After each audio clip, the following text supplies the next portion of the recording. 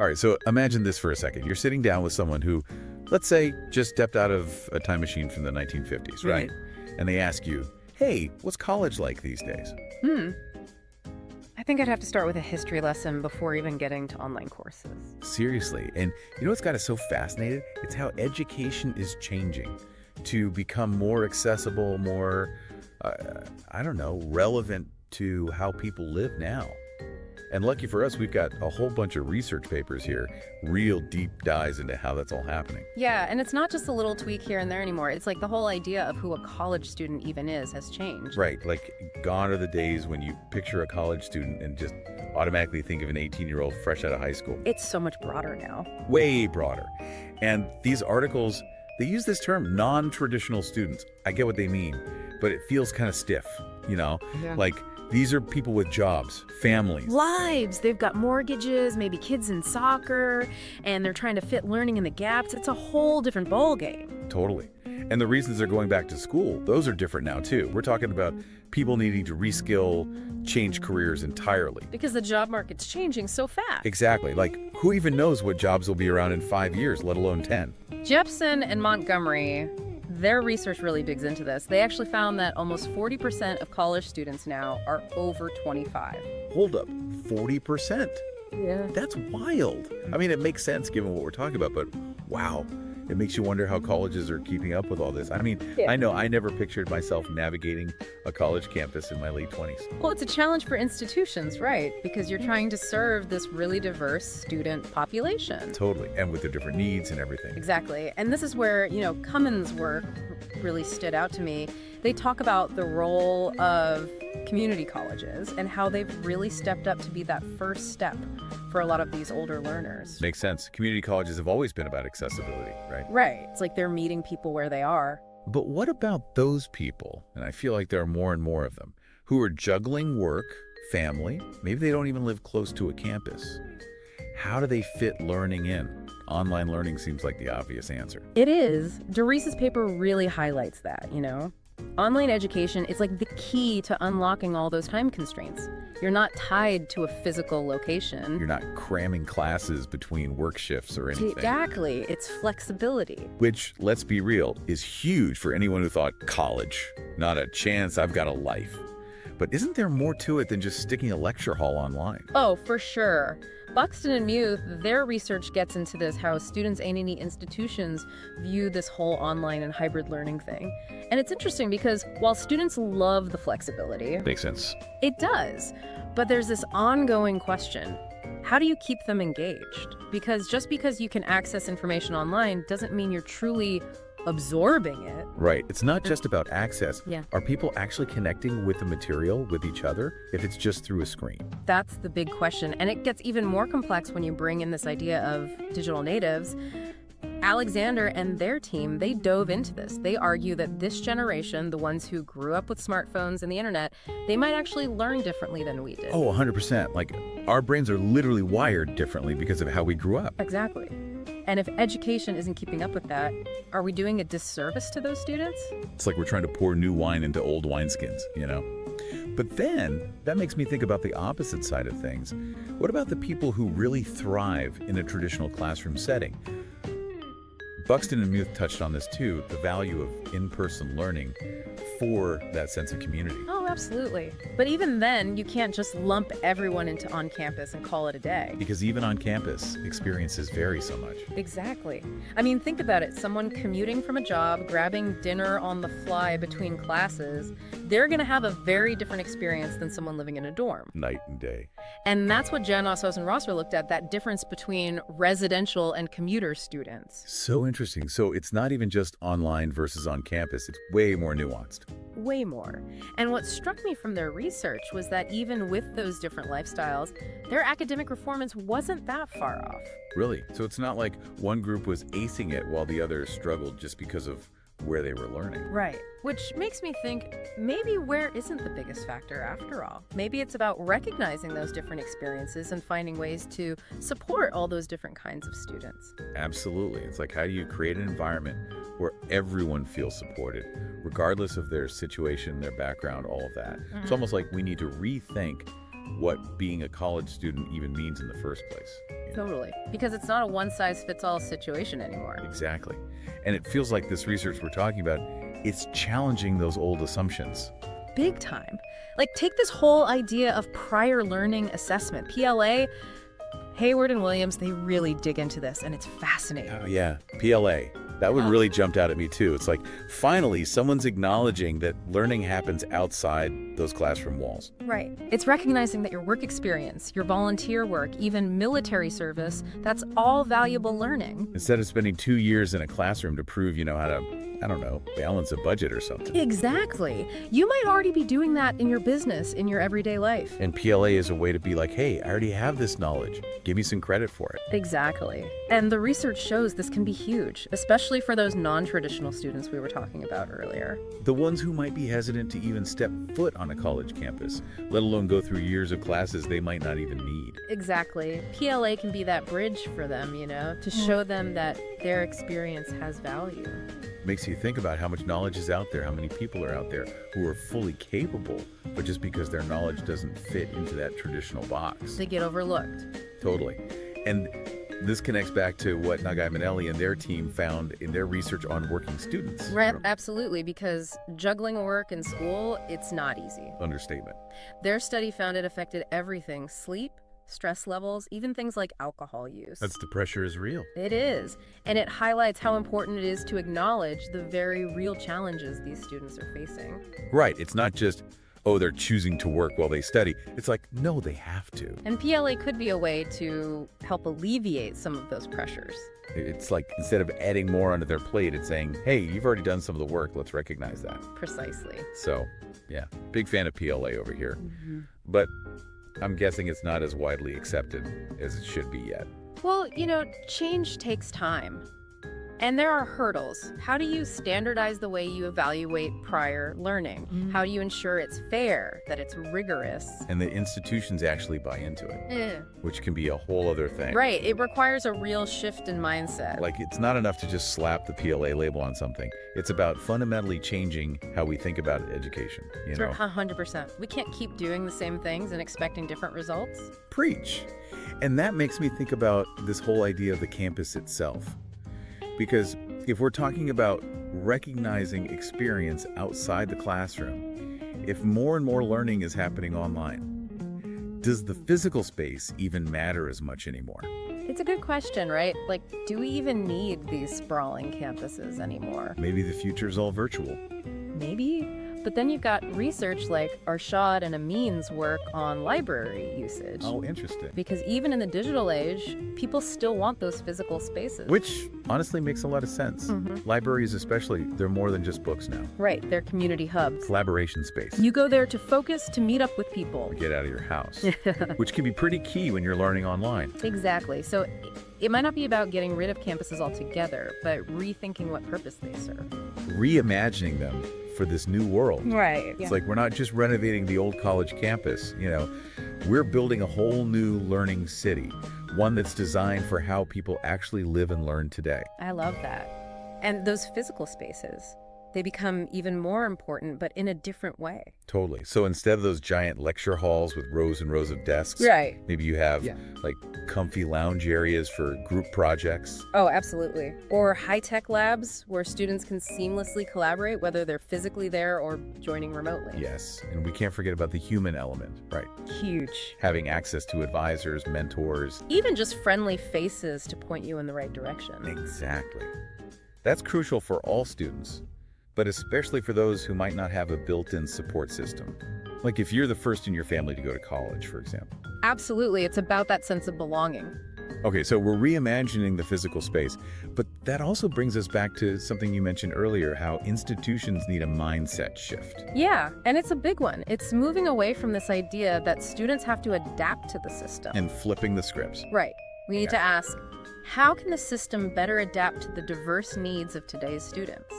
Because a single mom working the night shift is going to need different support than, say, an 18-year-old living in a dorm. 100%. So maybe that means more flexible course schedules, childcare support even. Financial literacy programs. Mental health resources so important. It's about seeing students as whole people, with complicated, messy lives. And then meeting those needs. Yes, empowering them to succeed, not just academically, but in all areas of their lives. It really does take a village, doesn't it? Sure. Or I guess in this case, a whole university. I love that. Right. And it's not just about throwing more resources at the problem. It's about changing the culture. Yes. Yeah. Creating an environment where everyone feels welcome, where they feel supported. Where they feel like they belong.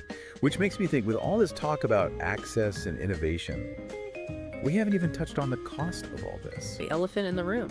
Right. Because it's great to talk about making education more accessible, but if it's still financially out of reach for a huge chunk of people, then what have we really accomplished? Exactly. It's like we're building this amazing bridge to opportunity, but then there's this massive toll booth blocking the way. And that's where we need some serious creativity. For real. We need to be exploring new funding models, making financial aid more accessible. And maybe even challenging this idea that a 4-year degree is the only path to a good career. 100%. Trade schools, apprenticeships, those are all valid options. We need to be more open to those alternative paths. So a more diverse approach to education, which leads to a more equitable workforce. Okay, so it's a huge undertaking, no doubt. But the research is clear. It's not impossible. And it's essential. It's like the future of education is not some far-off thing. It's happening right now.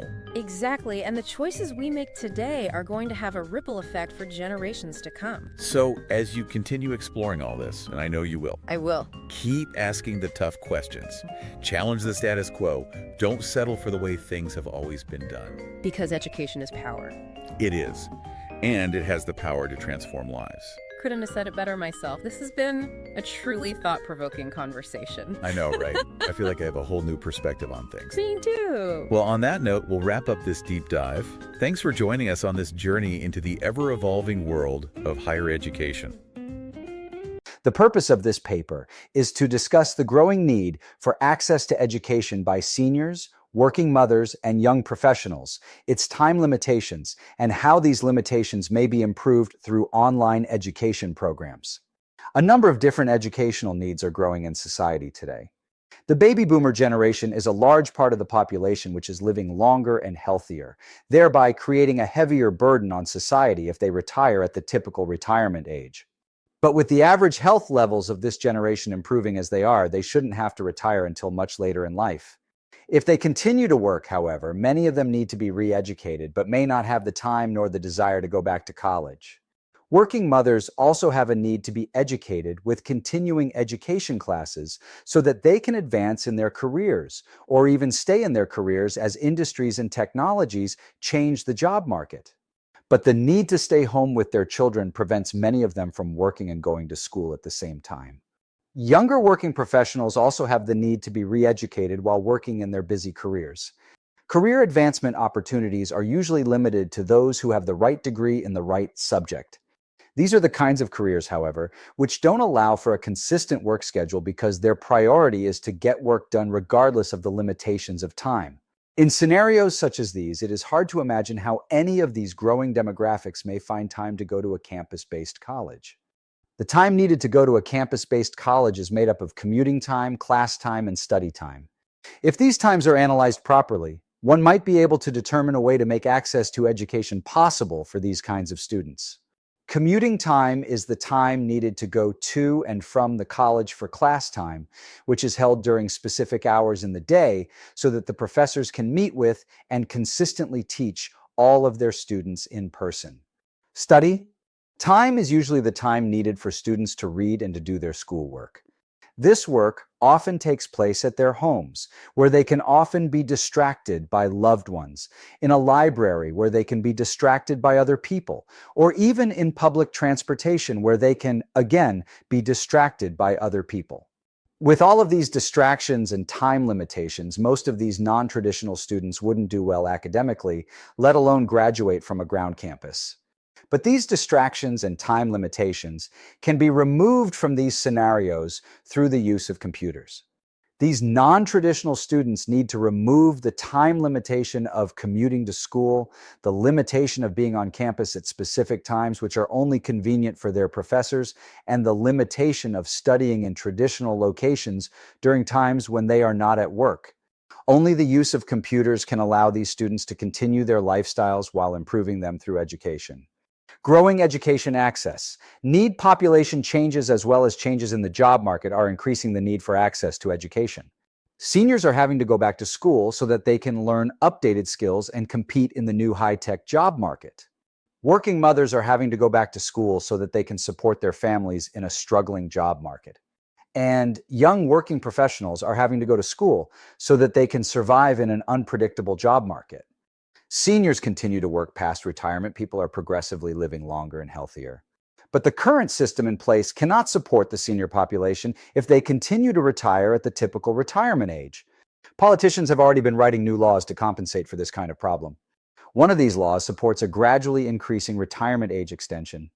This change would require the elderly to continue working beyond the typical retirement age. Consequently, many of them would have to go back to college so they can compete in the quickly changing job market. Working mothers go back to school. Despite years of increasing improvements in women's rights, working mothers still suffer from inequality in the job market. They have greater employment needs than males do because of a number of factors, including their children, their health care, and lower average income.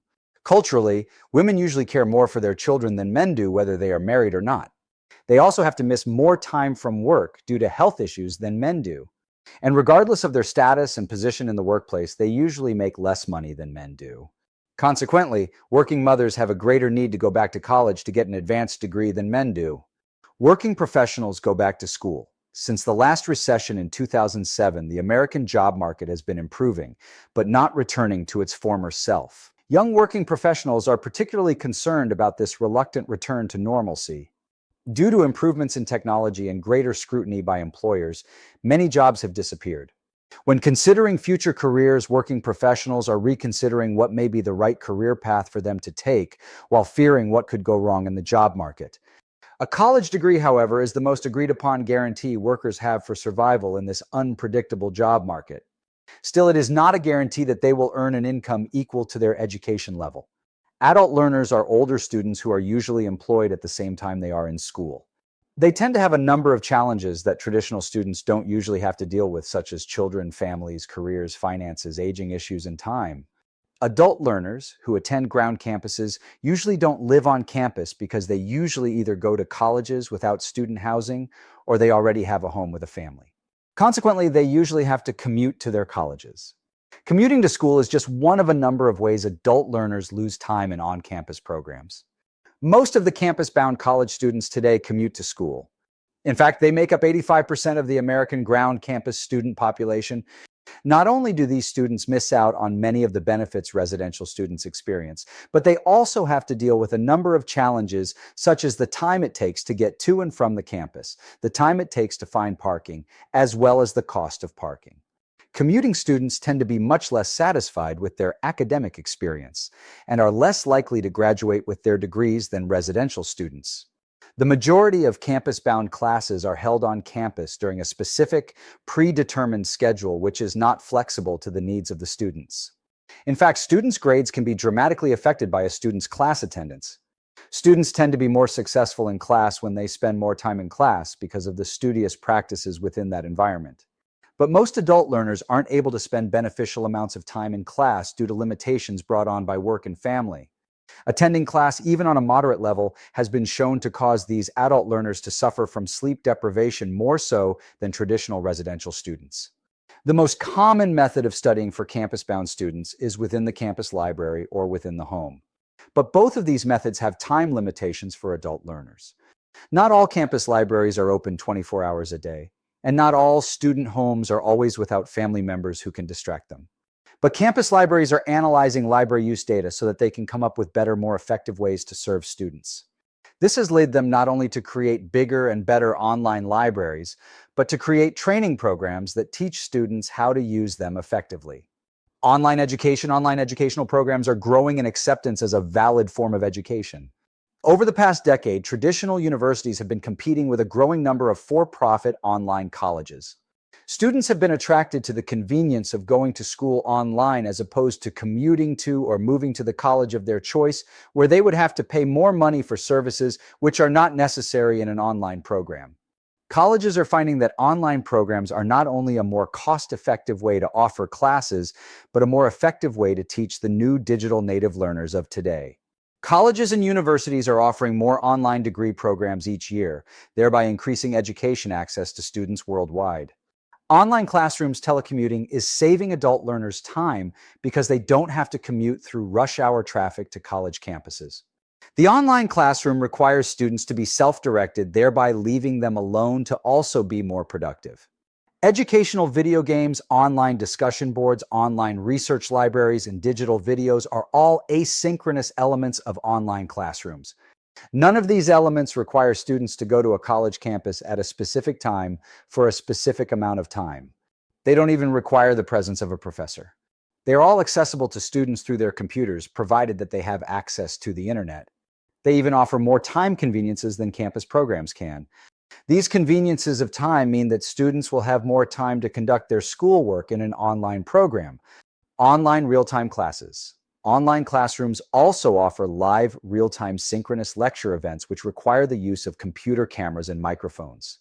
Students are able to speak, text, or push question buttons, which are seen and heard by the professor and the classmates during the lectures. These lectures are recorded in digital video for review at any time students want. In this format, students can also experience a more traditional form of classroom interaction from their computers during a convenient time. All of them are able to agree on with the professor. Online study time. Whether online or on campus, students need time to study. They also need a quiet place in which to study where they won't be distracted. They often need access to the right materials to support their homework and research papers. Online classrooms offer online libraries which have access to far more study materials than any physical library could contain. Online libraries are as close to students as their computers. Students who use laptop computers can create any kind of study environment they wish. A number of different educational needs have been growing in society.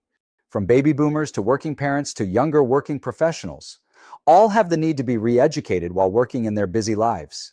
Career advancement opportunities and/or career continuation are usually limited to those who have the right education, the right training, or the right degree in the right subject.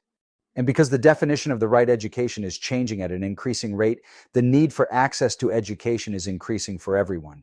But the limitations of time can prevent everyone from getting the education they need.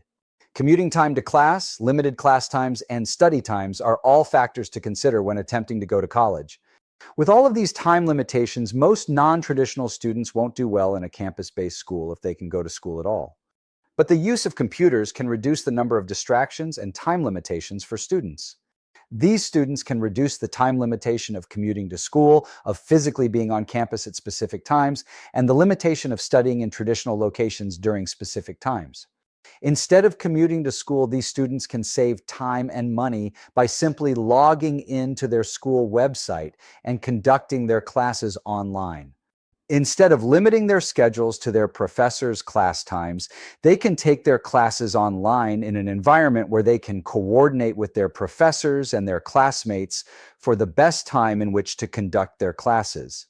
And instead of conducting their schoolwork and studies during times when traditional locations are open or available, they can conduct them at the location of their computers whenever they have access to them. And since the classes are on a website and not limited to a specific computer, any computer with internet access can give students access to their online classes. Even mobile devices such as tablets and iPads could be used to access online classes, thereby increasing students' access to education. Thank you for watching this video. I hope you got something out of it. It's designed for instructional designers as well as online educators, as are many of the other videos on this channel. So if you're not into that, you may have found it a little boring. And if you didn't, then great. Subscribe for more.